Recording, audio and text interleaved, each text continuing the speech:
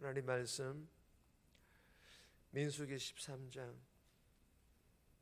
13장 21절에서 33절 구약성경 217페이지입니다. 217페이지 민수기 13장 21절에서 33절 우리 합독은 22절, 23절 그리고 27절에서 30절까지 13장 22절입니다. 또 네겝으로 올라가서 헤브론에 이르렀으니 헤브론은 애굽 소안보다 7년 전에 세운 곳이라. 그곳에 아낙 자손이 아히만과 세세와 달마가 있었더라. 또 에스골 골짜기에 이르러 거기서 포도송이가 달린 가지를 베어 둘이 막대기에 꿰어 매고 또 송유와 무화과를 따니라. 27절입니다. 모세에게 말하여 이르되 당신이 우리를 보낸 땅에 간즉 과연 그 땅과 젖과 꿀이 흐르는데 이것은 그 땅의 과일이니이다. 그러나 그 땅 거주민은 강하고 성읍은 견고하고 심이 클 뿐 아니라. 거기서 아낙 자손을 보았으며 아말렉인은 남방 땅에 거주하고 헷인과 여부서인과 아모리인은 산지에 거주하고 가나안인은 해변과 요단가에 거주하더이다. 갈렙이 모세 앞에서 백성을 조용하게 하고 이르되 우리가 곧 올라가서 그 땅을 취하자 능히 이기리라 하나. 아멘. 오늘 본문의 제목은 엇갈린 결론. 오늘 본문은 40일간의 정탐을 마치고 돌아온 정탐꾼들은 회중 앞에 가져온 과일들을 보여주며 정탐을 통하여서 알게 된 사실을 보고합니다. 그런데 갈렙이 내린 결론의 보고와 다른 정탐꾼들이 내린 결론의 보고는 하늘과 땅 차이로 정반대되는 보고의 내용을 하는 그런 본문의 내용의 본문입니다. 오늘 이 본문을 통하여 하나님께서 우리에게 주시는 첫 번째 교훈입니다. 주어진 사명 전심전력하라. 주어진 사명 전심전력하라. 주어진 직분 전심전력에서 감당하라 라는 그런 교훈이겠죠. 21절에서 24절까지인데 23절 말씀 보시면 또 에스골 골짜기에 이르러 거기서 포도송이가 달린 가지를 베어 둘이 막대기에 꿰어 매고 또 석류와 무화과를 따니라. 여러분, 이 정탐꾼들은 모세의 지시대로 가나안 일대를 정탐하고 돌아왔습니다. 정탐꾼들은 가나안 거주민과 성읍을 정탐하다가 창세기 23장과 24장에 기록된 헤브론, 즉 아브라함이 하나님의 약속을 믿고 매장지를 산 곳이자 아브라함과 사라가 묻혀있는 헤브론도 거기에 이르는 거예요. 그래서 거기서 그 헤브론도 정탐을 하였던 것입니다. 그리고 이 헤브론은 일찍이 요새화가 되어 있어서 거인 집단인 아낙 자손이 거주하고 있다는 것을 정탐을 통하여서 알게 됩니다. 또 모세의 명령대로 여러 과일을 따왔는데 그 중에 포도송이는 두 사람이 막대기에 끼어 메울 정도로 어마어마하게 큰 열매였습니다. 여러분, 이처럼 정탐꾼들은 주어진 임무를 빠짐없이 잘 이행하였습니다. 여러분, 주시는 교훈이 무엇입니까? 교회라는 영적 공동체는 이처럼 성도들이 자신들이 맡은 역할들에 대하여 최선을 다하기만 해도 하나님께서 축복해 주신다라는 그런 교훈입니다. 여러분, 그 축복이 무엇일까요? 하나님께서 세우신 그 목적대로 건강하고 아름답게 그리고 부흥하는 교회로 세워지는 것이 축복인 줄 믿으시기를 바랍니다. 그리고 가정에서 직장에서도 마찬가지입니다. 자신에게 주어진 역할들에 대하여 전심전력할 때에 선한 영향력을 끼치게 된다는 것입니다. 이 또한 축복이라는 것입니다. 저와 여러분들의 주신 교훈대로 교회에서, 가정에서, 직장에서 주어진 성도로서의 사명, 주어진 일, 전심전력을 다함으로 하나님께 주시는 그 축복 받아 누릴 수 있기를 주님의 이름으로 소망합니다. 두 번째 주시는 교훈입니다.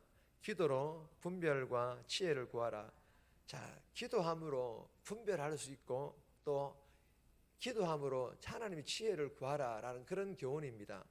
25절에서 29절까지인데 28절 말씀 보시면 그러나 그 땅 거주민은 강하고 성읍은 견고하고 심이 클 뿐 아니라 거기서 안악 자손을 보았으며 여러분 이 본문은요 25절과 27절 그리고 28절 29절 두 부분으로 나눌 수가 있습니다.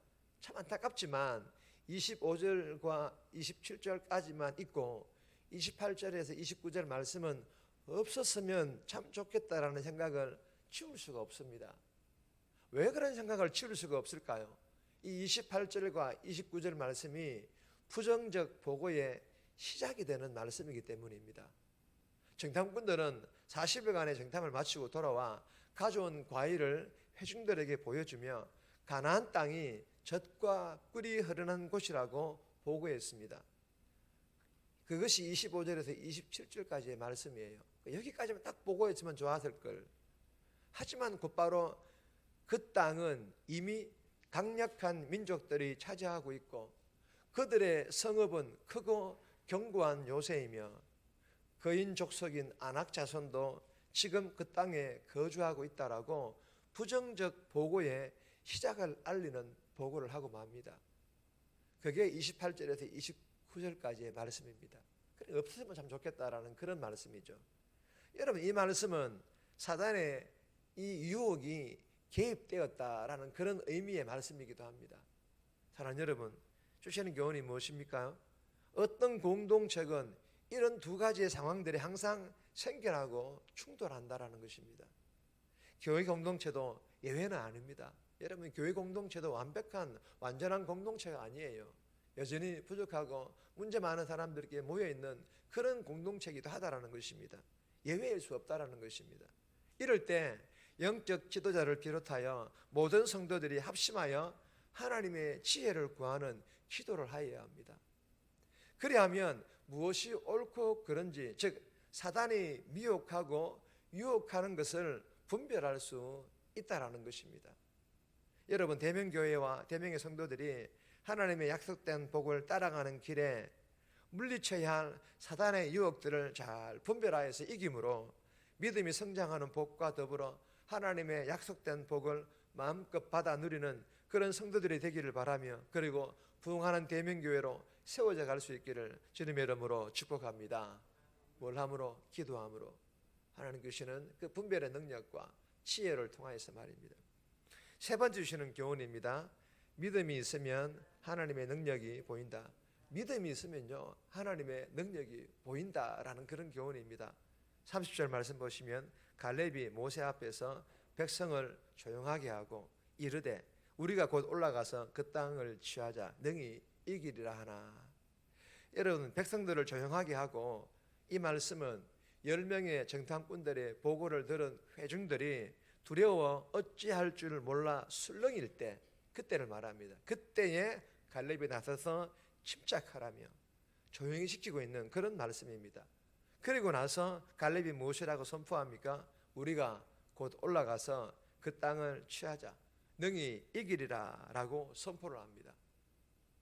여러분 갈렙도 10명의 정탐꾼들과 똑같이 장대 같은 아낙 자손들과 견고한 성읍들을 다 보았습니다. 그럼에도 갈렙은 하나님의 약속과 하나님의 능력이 그 가나안의 그 어떤 능력보다 더 강하고 더 크다고 믿었기 때문에 이긴다라는 담대한 결론을 내릴 수가 있었고 더불어서 이스라엘 백성들에게 함께 가자고 우리는 이길 수 있다라고 선포할 수가 있었던 것입니다.